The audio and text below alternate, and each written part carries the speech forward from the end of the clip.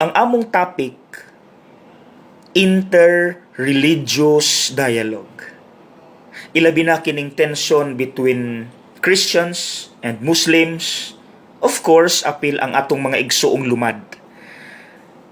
Kahinomdom mo few years ago, naatay pare nga na-assign sa Marawi, si Father Chito Suganob, gikidnap sa mga rebelde, sulod sa 100 days kapin, o naglisod gud siya, gastruggle, na trauma, nasakitan, nakakita nga naay mga namatay, nga mga kaila,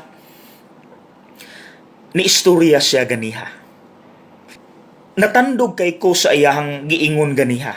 Honestly, natandog ko, kahilakon ko. Niingon siya, dili sayon ang interreligious dialogue.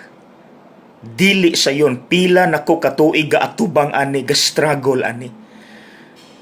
Og niabot ra gyud ang adlaw nga ako nakidnap.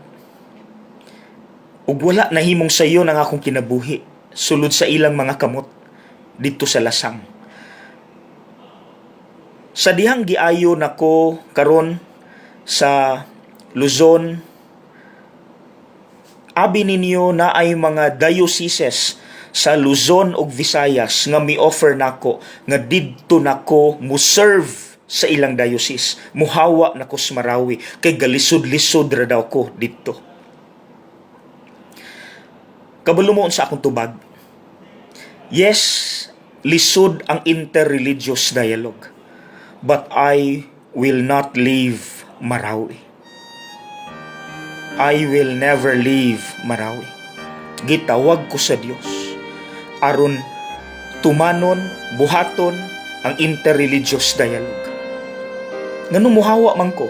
Tungod ba kay basin kidnapo na pud ko, basin patyon na gyud ko? Tungod ba kay na-trauma ko, muhawa ko sa Marawi? No.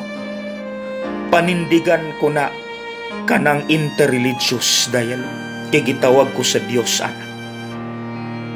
Mga igsuon, that's it.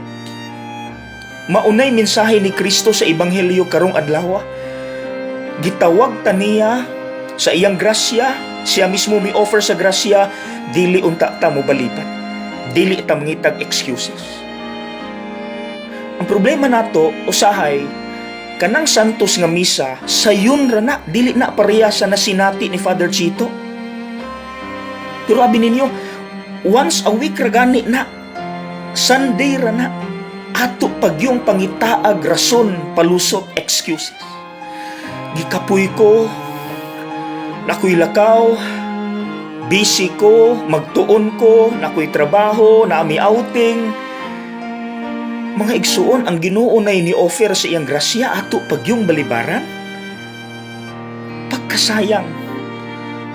Let us not make excuses. Bisan pag gilisod-lisod ta, bisan pag gitintal ta sa yawa, bahalag naningkamot ang yawa nga ipalayo tas Ginoo, maningkamot ta nga dili ta mo balibad sa grasya sa Dios. Grasya na na sa Dios, mga igsuon, grasya na na. Siya na mismo nag-offer ana ato pagyong usikan.